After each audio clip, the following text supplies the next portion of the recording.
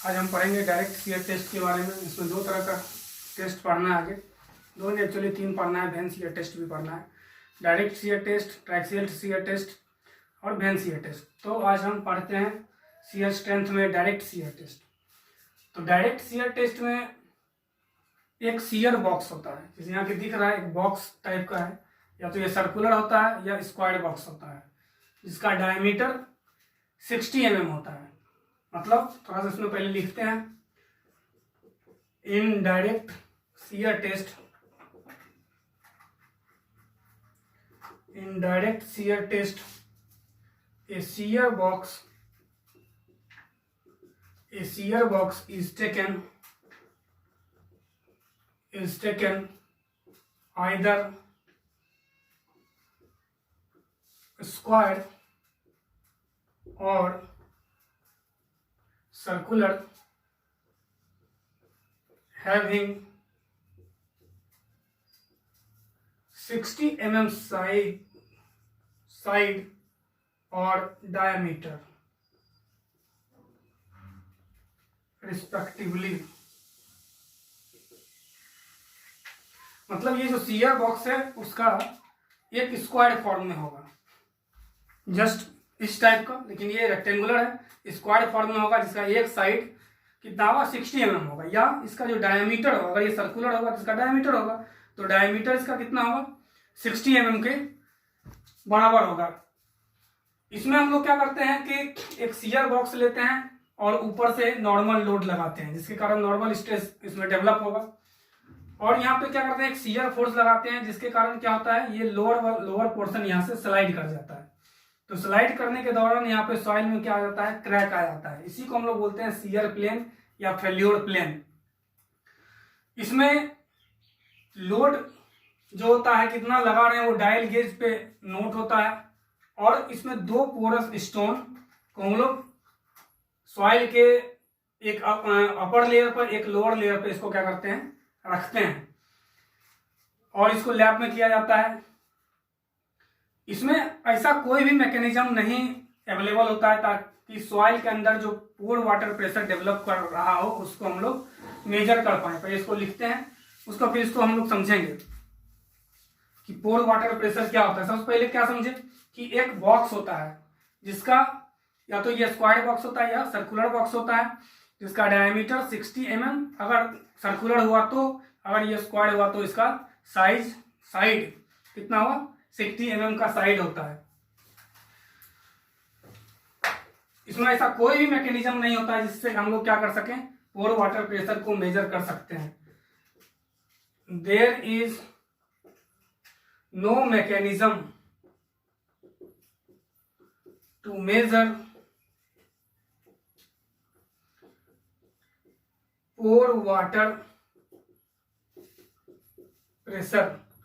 मतलब इसमें कोई मैकेनिज्म नहीं होता है जिससे कि हम इसके अंदर जो पोर है उसमें जो वाटर है उसका प्रेशर कितना होगा मेजर कर पाए। मतलब पोर वाटर प्रेशर किसको बोलते हैं समझते हैं। सॉइल में क्या होता है, बहुत सारा वॉइड्स होता है जब, और वॉइड्स में दो ही चीज होता है, या तो एयर होता है या वाटर होता है, या दोनों होता है। अगर एयर है तो वो ड्राई सॉइल है, ओनली वाटर है वॉइड्स में तो फुल्ली सैचुरेटेड सॉइल है, अगर दोनों चीज है तो पार्शली सैचुरेटेड सॉइल है।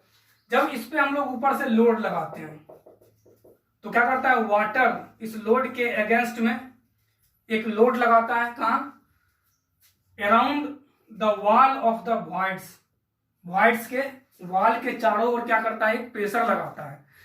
इसी प्रेशर को हम लोग बोलते हैं पोर वाटर प्रेशर। मतलब पोर में, वॉइड्स में जो वाटर है वो जो प्रेशर लगा रहा है all around the void surface of the void surface को हम लोग क्या बोलते हैं, पोर वाटर प्रेशर बोलते हैं। मतलब जब इसमें हम लोग लोड लगाते हैं तो वॉइड्स में कितना प्रेशर जनरेट हुआ इसको मेजर करने के लिए मेरे पास कोई सुविधा इस टेस्ट में नहीं होता। मतलब इस टेस्ट में हम लोग मेजर नहीं कर पाएंगे किसको, पोर वाटर प्रेशर को। ये बहुत ही इंपॉर्टेंट है, और इसलिए इस टेस्ट को हम लोग ड्रेन कंडीशन में परफॉर्म करते हैं। यानी जब इस टेस्ट को करते रहते हैं, अगर इसमें वाटर होगा तो क्या है, पोरस है, पोरस मतलब छिद्र है नीचे स्टोन में, तो इससे होते हुए क्या होता है, वाटर ड्रेन हो जाता है, मतलब निकल जाता है। यानी इस टेस्ट को हम लोग करते हैं ड्रेन कंडीशन में। This test is perform in drained condition,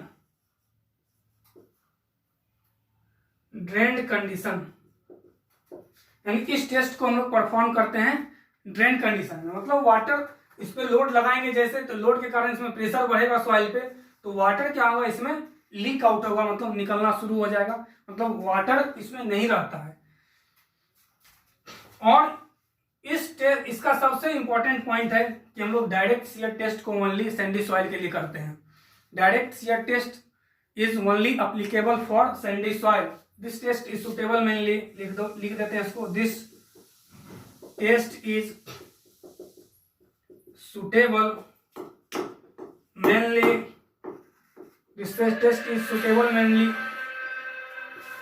Sandy soil. ये टेस्ट मेनली सुटेबल है सैंडी सॉइल के लिए। इसमें हम लोग क्या करते हैं, अब इसको स्टेप वाइज समझते हैं। ये तो सारा इसमें जो पॉइंट मेन था वो समझे कि इसमें डायरेक्ट शियर टेस्ट में एक बॉक्स लेते हैं जिसको बोलते हैं हम लोग शियर बॉक्स। उसमें या तो स्क्वायर्ड होगा बॉक्स या सर्कुलर होगा। अगर स्क्वायर्ड होगा तो उसका साइड 60 mm होगा, सर्कुलर होगा तो डायमीटर 60 mm होगा। दूसरा पॉइंट इसमें कि इसमें कोई भी मैकेनिज्म मेरे पास अवेलेबल नहीं होता है, मतलब कोई भी यंत्र अवेलेबल नहीं होता है, इसके कारण हम इसमें पोर के अंदर कितना प्रेशर डेवलप हो रहा है उसको मेजर कर सकें। तीसरा, इसलिए इसको ड्रेन कंडीशन में क्या करते हैं, इस टेस्ट को करते हैं, मतलब प्रेशर लगाएंगे, वाटर इससे क्या होगा, स्पीच आउट होगा, सीप होगा, बाहर निकलेगा। और ये ओनली सैंडी सॉइल के लिए ही अप्लीकेबल होता है। इसमें करते क्या है, हम लोग अलग अलग नॉर्मल लोड के लिए अलग अलग शियर फोर्स लगाते हैं, निकालते हैं। मान लीजिए कि थोड़ा सा इरेज करते हैं, मान लीजिए यहाँ normal stress, normal force 10 Newton लगाए, तो 10 न्यूटन के लिए कुछ शियर फोर्स लगाएंगे हम लोग, ताकि ऊपर से इसको दबा रहे हैं, और किनारे से जब इस पे हॉरिजॉन्टल फोर्स लगाते हैं तो कुछ फोर्स आएगा जिसके कारण ये स्लाइड कर जाएगा। तो बहुत सारा नॉर्मल स्ट्रेस के लिए बहुत सारा हम लोग क्या करते हैं, शियर स्ट्रेस निकालते हैं। फिर से इसको देखते हैं, जब ऊपर से हम लोग लोड लगाएंगे इसमें, जैसे यही बॉक्स है मेरा, ऊपर से हम लोग क्या करते हैं, इसमें नॉर्मल लोड लगा रहे हैं और नीचे हॉरिजॉन्टल लोड लगाते हैं। इसको बोलते हैं हम लोग शियर फोर्स, ऊपर वाले को नॉर्मल लोड। तो ऊपर जितना लोड लगाए, कितना लोड में क्या हो गया, स्लाइड करके ये फेल हो गया। इसी को हम लोग क्या करते हैं, कैलकुलेट करते हैं, मतलब मेजर करते हैं यहाँ रीडिंग देख के। मतलब बहुत सारा नॉर्मल लोड के लिए, यानी फर्स्ट बार एनुअल लगाए तो उस समय मान लेते हैं मेरा शियर फोर्स τ1 आया, मतलब τ1 लगाए तब सरका। फिर मान लेते हैं लोड को बढ़ा देंगे, 15 न्यूटन कर दिए, तो फिर ये भी बढ़ जाएगा, मतलब और हमको कस के फोर्स लगाना पड़ेगा इसको स्लाइड करने के लिए। 20 लगा दिए, और हमको ज्यादा हॉरिजॉन्टल फोर्स लगाना पड़ेगा स्लाइड करने के लिए। ये दो डाटा हम लोग क्या करते हैं, मेजर करते हैं, नॉर्मल लोड और शियर फोर्स। और इस दोनों के बीच में हम क्या करते हैं, एक ग्राफ खींचते हैं। किसके बीच, नॉर्मल, इधर शियर स्ट्रेस लेते हैं हम लोग,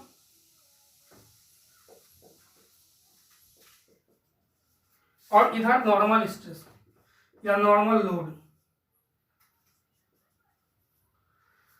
यानी जब हम सिग्मा N1 लगाए तो उस समय τ1 आया, जब सिग्मा N2 लगाए तो उस समय τ2 आया।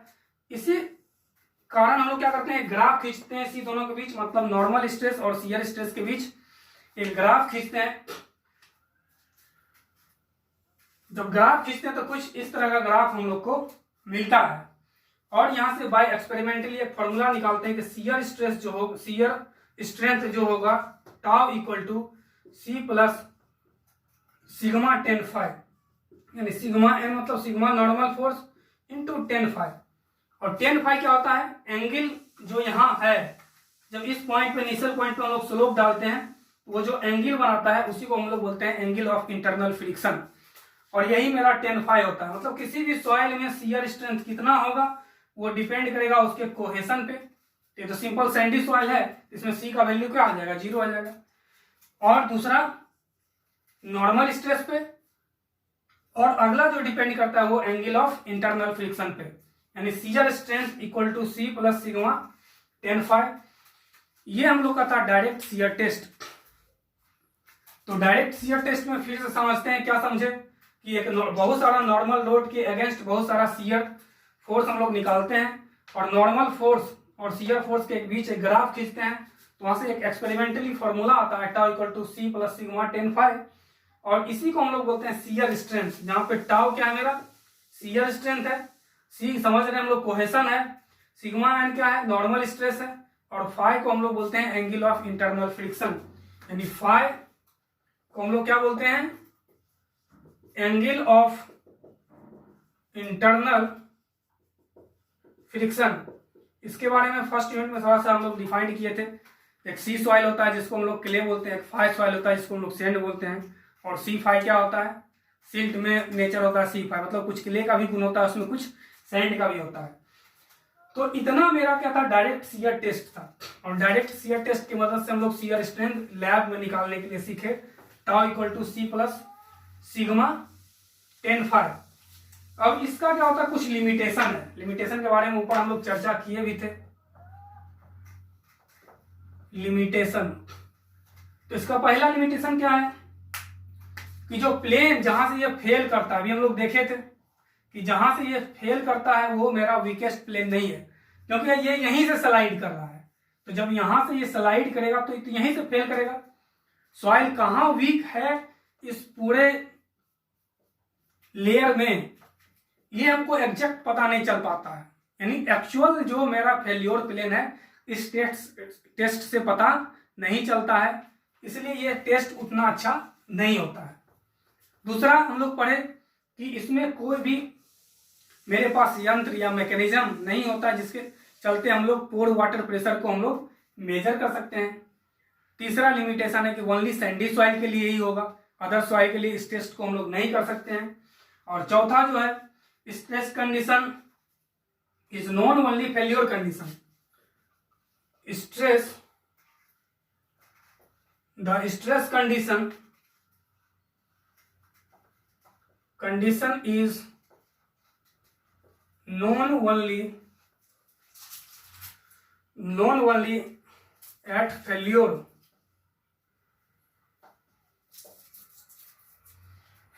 therefore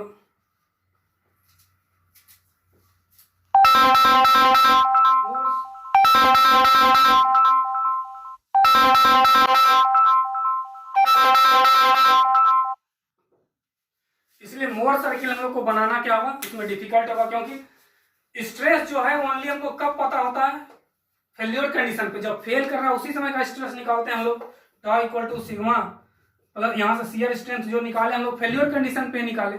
इसलिए उस समय क्या होता है कि मोर सर्किल इसमें हम लोग बनाना मोर सर्किल बहुत ही डिफिकल्ट हो जाता है। आज के लिए इस वीडियो में इतना ही, अगले वीडियो में फिर हम लोग देखेंगे ट्रायक्सियल शियर टेस्ट।